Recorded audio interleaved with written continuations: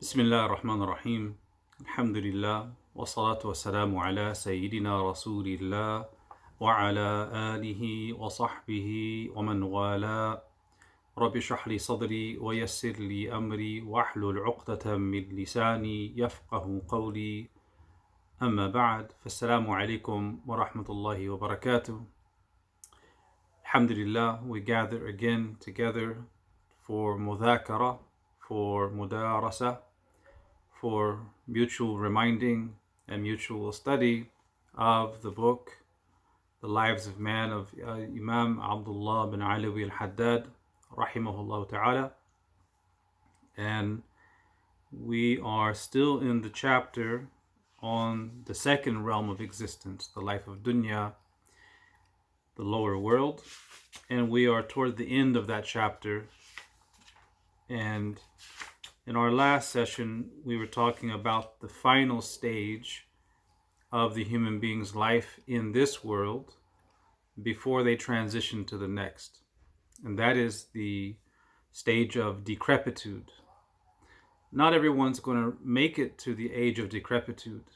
And some people may make it to the age of decrepitude, but not be described as decrepit.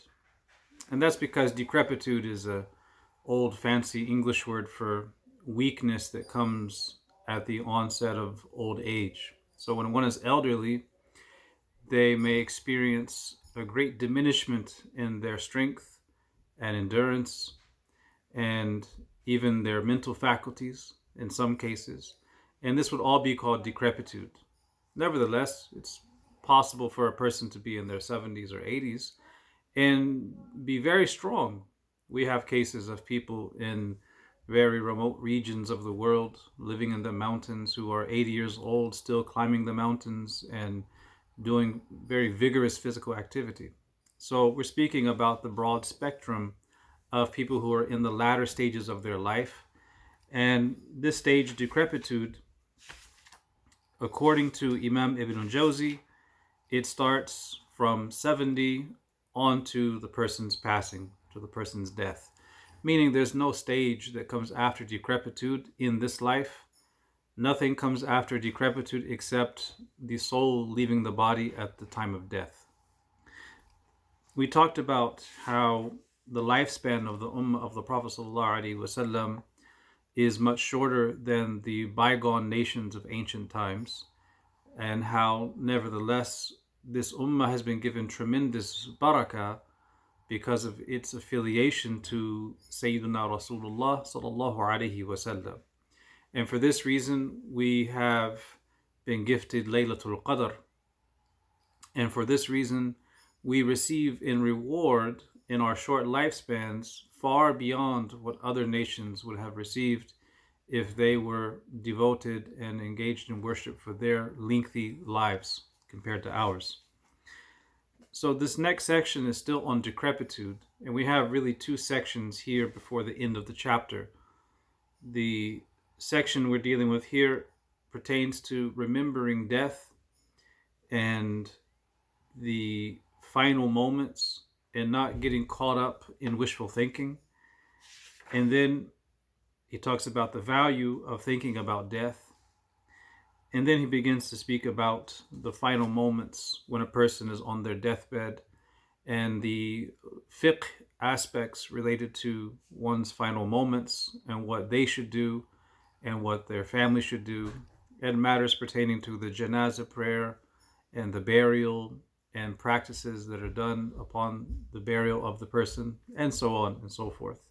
So today, inshallah, we're going to look at the first part of these last two sections, and that pertains to the issue of death. Imam Abdullah bin Alawi al-Haddad, he says here, and this is page 30 for those of you who are reading along, this last period, namely decrepitude, ends most commonly with a fatal illness, and uncommonly with death without illness. Very simply, most people die due to a fatal illness.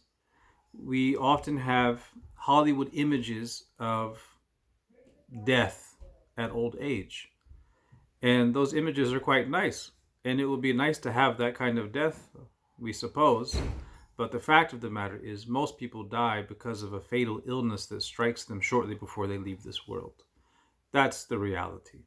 Very few people, it is very uncommon for a person to be completely fine in their 70s or 80s and simply die in their sleep without any outward observable cause, or to be lying in bed with a very light cold or headache and to sit with family and say farewell and then off they go. This is Hollywood. This is not how it happens for most people.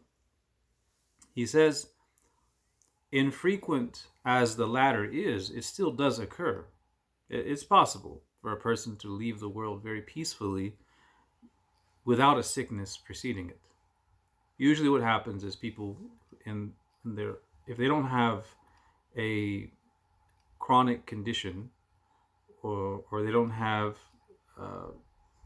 a serious illness that, or a serious disease such as cancer, if they have some other underlying condition, or it's shortly before they leave the world, they may get sick and they're bedridden for some days and the family are worried, and that person will often recover some strength, and that may be a day or two before they get a little bit worse and succumb and leave this world. He says, the proof of Islam, meaning Abu Hamid al-Ghazali, a great scholar, when writing on long hopes and forgetting the imminence of one's appointed end, said, if you say, death occurs mostly after illness and is rarely sudden, then you should know that death can indeed descend suddenly. And even if this does not happen, illness can also come suddenly. And when you are ill, you become incapable of doing the good works which are one's traveling provisions for the hereafter. We need to unpack this a little bit. We've talked about the issue of hope in the past, and we want to emphasize this again. In the English language, there are two words in Arabic that, when translated, are translated as hope, even though they are very different from each other. So we have to be careful when reading these texts in English to know what is the original word being used and what is the context of the word. The word in Arabic for hope can be either raja or amal. Usually for amal, it'll be called tul al-amal. Sometimes there's a third word as well that can be used, and that is amani. Amani. And this is also hopes. So what's the difference between amal, amani, and raja? Well, looking at raja and amani or amal, one is negative, one is positive. One is a spiritual virtue, and the other is a spiritual sickness. One is an act of worship by the heart, and the other is a disease of the heart. Raja, in its positive, correct understanding, is a spiritual virtue, and it is an act of worship done by the heart. And that is hoping in the mercy and forgiveness of Allah, hoping in the grace of Allah. And the spiritual disease would be tulul amal or amani, and that is, we wouldn't translate it as hope, we would translate it as wishful thinking. Amani is like wishful thinking, fooling ourselves. Amani or tulul amal is lengthy hopes, meaning prolonged hopes that are foolish hopes based on procrastination. One is a spiritual virtue, raja. The other is a spiritual disease, tulul amal.